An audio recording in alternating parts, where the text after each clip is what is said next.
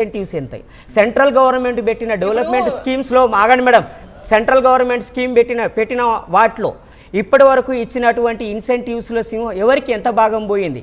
Corona కాలంలో bailout ఇచ్చారు 25 lakhs crore rupees, 25 లక్షల కోట్ల రూపాయల బెయిల్అవుట్ ఇచ్చారు కరోనా పీరియడ్లో ఒక సంవత్సరానికే. దాంట్లో మార్వాడీలకు ఎంత పోయింది, మిగతా కులాల వాళ్ళకి ఎంత పోయింది? దమ్ముంటే ఇదే బీజేపీ ప్రభుత్వం శ్వేతపత్రం విడుదల చేయాలి. రామచంద్రరావు కావచ్చు, బండి సంజయ్ కావచ్చు, ఈ పెద్ద మనిషి ఉన్నాడు కదా ఈయన ఎవరు, రాజాసింగ్ కావచ్చు, వీళ్ళు దేశంలో ఉన్న సంపదలో మొత్తము ఎంత వాటా మీరు మార్వాడీలకు అప్పేపిరులకే చెప్పండి, మా తెలంగాణ అయిపోయిన పాయింట్. ఒక్క నిమిషం రాగండి రిమర్తరావు గారు. కాంపిటీషన్ స్పిరిట్, అనిల్ గారు please I get back to again. తెలంగాణలో కాంపిటీషన్ స్పిరిట్, ఎంటర్‌ప్రెన్యూర్‌షిప్ ని వెల్కమ్ చేయాలి. తెలంగాణలో ఐటీ శాఖ మంత్రి గతంలో కేటీఆర్ ఉన్నా, ఇప్పుడు శ్రీధర్బాబు ఉన్నా, వేరే కంట్రీస్ పోయి కంపెనీలో పట్టుకొస్తున్నాడు. ఇక్కడ అభివృద్ధి కోసమో, ఇక్కడ ఉపాధి కోసం పట్టుకొస్తున్నాడు. సో వాళ్ళు వచ్చి ఉద్యోగాలు వాళ్ళు వచ్చి వ్యాపారాలు పెడుతుంటే వాళ్ళు పట్టుకొచ్చి పెట్టి నాకు తెలిసి మార్వాడిలో ఉండొచ్చు కోట్లలో కూడా, మళ్ళీ వాళ్ళే లక్షల్లో కూడా ఉద్యోగాలు చేస్తున్నారు, వ్యాపారాలు చేస్తున్నారు. కోట్లలో లక్షల్లో 2 వాళ్ళే ఉన్నారు.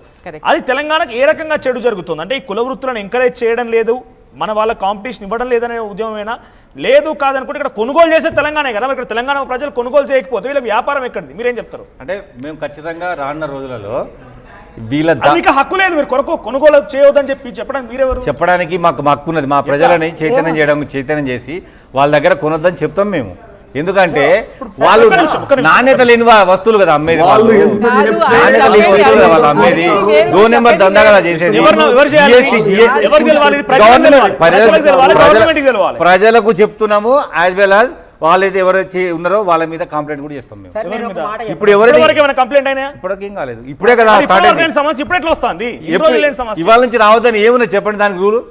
ఇవాళ నుంచి రావద్దని రూలు.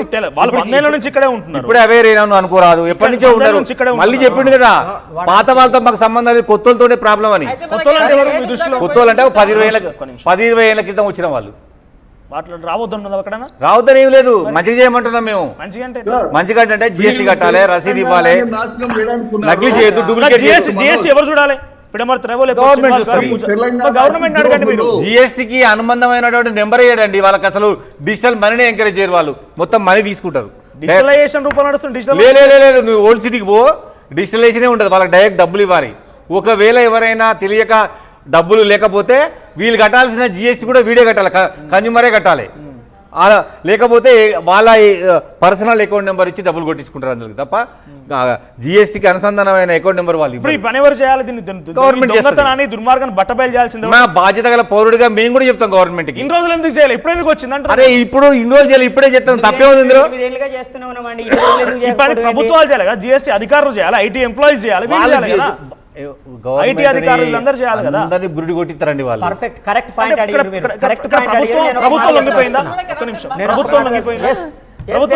ప్రభుత్వం లొంగిపోదండి, ప్రభుత్వాన్ని మోసం చేస్తారు వీళ్ళు.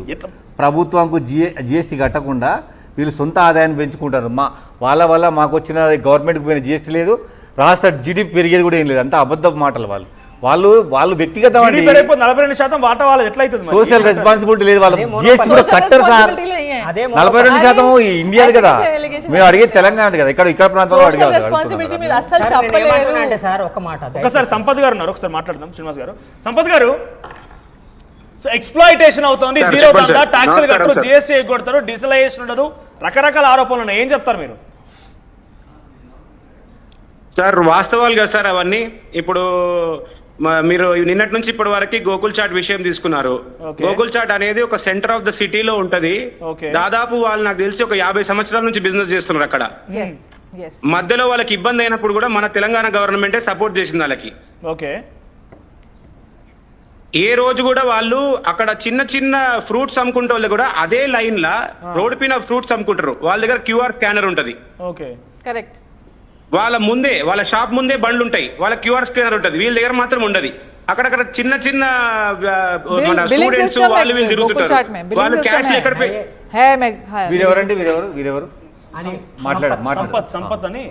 సంపత్ గారు అంటే గోకుల్ చాట్ కూడా ఎక్స్‌ప్లాయిట్ చేస్తోంది వీళ్ళంతా. నిజంగా ఇక్కడ ఈ మూవ్మెంట్ కరెక్టే అంటారా? తెలంగాణ బచావ్ మూవ్మెంట్ కానీ మార్వాడి గో బ్యాక్ ఈ మూవ్మెంట్స్ కరెక్టే అంటారా?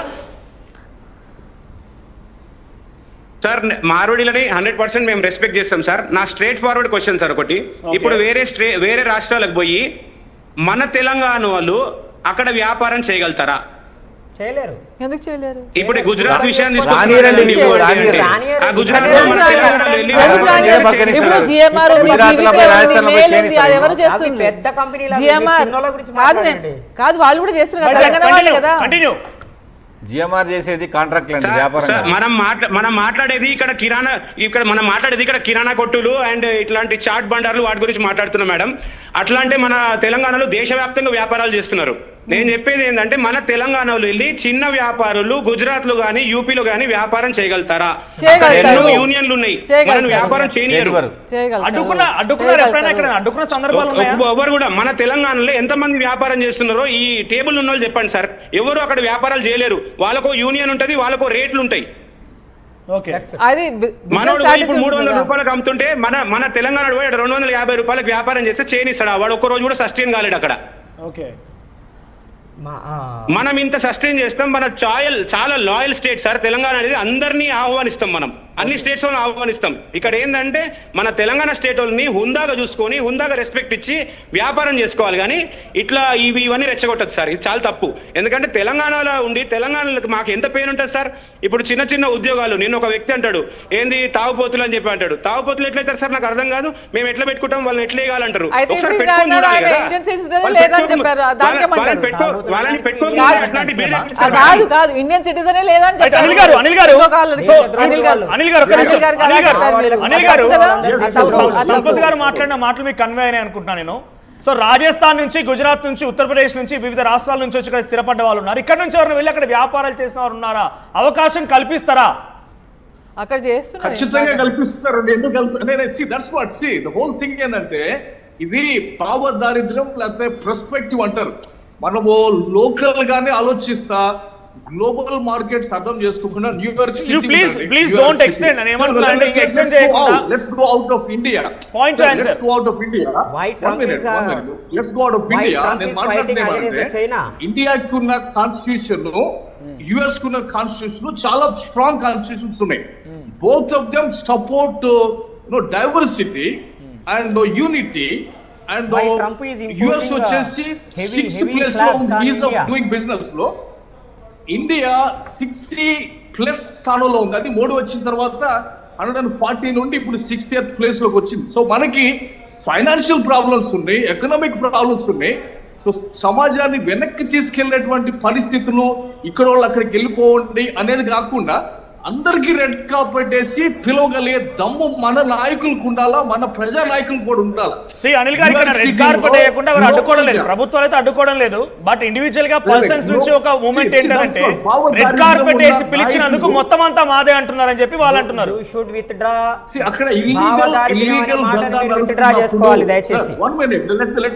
ఇల్లీగల్ దందా నడుస్తుంటే ఈ రోజు స్టూడియోలో కూర్చున్నటువంటి పెద్దలు ఎవరైతున్నారో వాళ్ళు ప్రకటనలు తీసుకొని ఆ యాంటీ కరప్షన్ బ్యూరో దగ్గరికి వెళ్ళి ధర్నా చేయాలా, ఇట్లనే చేస్తున్నారు అని చెప్పేసి అక్కడ టు ద పాయింట్ మాట్లాడాలి. క్లియర్ గా స్ట్రిక్ట్ లాస్ రావాలా, ఎకానమీ డెవలప్ కావాలా, ఇన్వెస్ట్మెంట్ రావాలా, జాబ్ క్రియేషన్ జరగాల. ఈ వదులు పెట్టేసి రీజనల్ సెంటిమెంట్ ని ఎప్పుడో 75 సంవత్సరాల క్రితం వాళ్ళు కట్టారు మాది ఇది అనేటువంటివి పక్కన పెట్టాలా.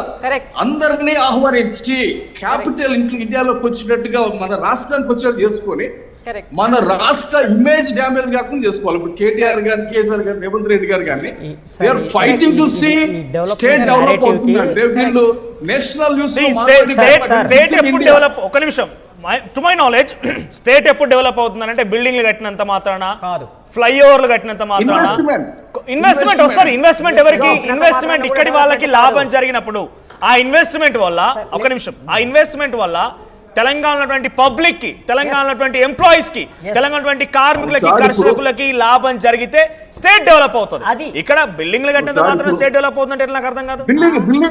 బిల్డింగ్లు కాదు. సో డిమార్ట్ అంటారు. I'm trying to support.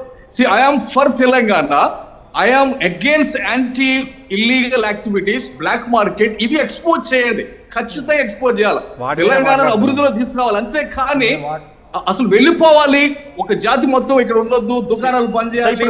ఇప్పుడు కూడా అడిగింది ఏంటంటే వెళ్ళిపోవాలంటే శాపకాంతం వాళ్ళని పర్మనెంట్ గా ఇక్కడ నుంచి ఫిజికల్ గా వెళ్ళిపోమని అంటే వాళ్ళకు ఇంకా అహంకారం తగ్గకపోతే వెళ్ళిపోమంటాం. ఈ రకంగానే ట్యాక్సులు కట్టకుండా వదిలేస్తే వెళ్ళిపోమని అంటాం. ఈ రకంగానే సెకండ్ సబ్ స్టాండర్డ్ మాల్ తీసుకొస్తే వెళ్ళిపోమంటాం అని పిడమర్తి రవి గారు చెప్తున్నారు. సో అలా కాకుండా కొత్తగా వచ్చిన వారు తెలంగాణ వచ్చిన తర్వాత 15 to 25 ఈ 10 years లో వచ్చిన వాళ్ళ శాతం పెరిగింది. వాళ్ళు ఎక్స్ప్లాయిట్ చేస్తున్నారు, మొత్తం వాళ్ళ బిజినెస్ లే అవుతున్నాయి. ఎక్స్ప్లోయిటేషన్ అనేది ఎంతవరకు వాస్తవం అనేది చూడాలా. I have my own doubts about it. I'm suspicious about it. Exploitation అనేది ఉంటే చట్టాలు చూడాలా, తీసుకోవాలా, ఖచ్చితంగా సర్వే అనాలిసిస్ తోటి బయటకు రావాలా. సో మీకు ఎగ్జాక్ట్ గ్రౌండ్ రిపోర్ట్ రావాలంటే మేము కొంతమంది కాలర్స్ కూడా పెట్టాము, అనిల్ గారు కాలర్స్ పెట్టాము. కాలర్స్ మాట్లాడుతున్నారు. శ్రీధర్ ఫ్రమ్ ఖమ్మం, శ్రీధర్ గారు మాట్లాడుతున్నారు. అనిల్ గారు ఒక్క నిమిషం, మీకు ఎగ్జాక్ట్ గ్రౌండ్ అని అంటే పబ్లిక్ నుంచి మాట్లాడదాం. పబ్లిక్ కాలర్స్ ఉన్నారు. శ్రీధర్ గారు మాట్లాడండి ఖమ్మం నుంచి. నమస్తే అండి సార్. యాక్చువల్ గా ఇప్పుడు మార్వాడికి గో బ్యాక్ అంటే కొద్దిగా కొన్ని రీజన్స్ ఉన్నాయి కాబట్టి అట్లా అన్నారండి. సో ఏంటంటే మన ఖమ్మంలో చూసుకుంటే మాత్రం అభివృద్ధి గల్లీ మొత్తం కూడా మార్వాడికే ఉంటారు. సో ఏమైతుందంటే అక్కడ మన ఉద్యమ నాయకులు చెప్పినట్టు కూడా వాళ్ళు కనీసం ఒక వస్తువు ఇచ్చేటప్పుడు కూడా ఒక రిక్వెస్ట్ తో ఇయ్యరు. ఎవరైనా డబ్బులు చెల్లించుకోకుండా వస్తువు అడగరా, ముందు డబ్బులు చెల్లించండి వస్తువు ఇస్తాం అంటారు. అది కాకుండా అందులో వర్క్ చేసేటోళ్ళు కూడా మన పీపుల్స్ అయి ఉంటే కొంచెం బెటర్గా ఉంటది కదా. ఇప్పుడు ఉపాధి లేకోకుండా ఎంతో మంది నిరుద్యోగులు లక్షల కొద్ది ఆ సంవత్సరానికి ఎంతో మంది వస్తున్నారు బయటికి. కనీసం వాళ్ళకి ఇక్కడ ఉపాధి కల్పిస్తాయన్నా కొద్దో గొప్ప అని వాళ్ళు బతకడానికి ఛాన్స్ ఉంటది కానీ దానివల్ల కూడా ఆలోచించాలి కదా. మార్వాడి గోబ్యాక్ అనేది వాళ్ళు ఏదో మమ్మల్ని ఎంత పొమ్మంటారు అని అది కాదు కదా. ఇప్పుడు ఉద్యోగుల కన్నా కొద్ది గొప్ప ఉపాధి కలుగుతుంది కదా. అది కాకోకుండా వాళ్ళ యొక్క వ్యాపార లావాదేవీలు ఏమన్నా ఇబ్బందులు కలుగుతాయనో, లేకపోతే మిగతా ఏమన్నా వాళ్ళు ఏమన్నా లుక్లు ఏమైనా బయటపడతాయనుకోనో, లేకపోతే ఏమన్నా ప్రాబ్లమ్స్ ఏమైనా బయటపడతాయనో లోకల్ వాళ్ళకి ఎంప్లాయ్మెంట్ ఇవ్వకుండా చేస్తున్నారేమో. అది కూడా ఒక రీజన్ అయి ఉండొచ్చు కదా. రైట్, ఓకే శ్రీధర్ గారు ఒక నిమిషం. పూజ గారు అడుగుదాం. పూజ గారు, what is saying, do understand? మీకు అర్థమైందా? మీ వ్యాపార సంస్థలలో ఉద్యోగాలు ఇవ్వడం వల్ల మీ ట్రిక్కులు తెలుస్తాయనో, లేకుంటే మీ దొంగ దందాలు తెలుస్తాయనో, మీ కల్తీ సామాన్ తెలుస్తాయో, మాకు అవకాశం ఇవ్వరు. ఎందుకు అలా ఉంది? అది తప్పు, అది చెప్పడం ఖచ్చితంగా తప్పు. ఎందుకంటే ఏదైనా ఫ్యాక్టరీ నడపాలంటే, ఏదైనా ఇండస్ట్రీ నడపాలంటే యూ నీడ్ వర్కర్స్. ఎవరైతే ఏంటి, మనది సెక్యులర్ స్టేట్, ఎవరు ఉన్నా మనం పెట్టుకుంటాం. వాళ్ళకు మనకు మెయిన్ విషయం ఏంటి, you are hiring people from their states. అంటే పంజాబ్ నుంచి వచ్చేటువంటి నై we are hiring all localites. You see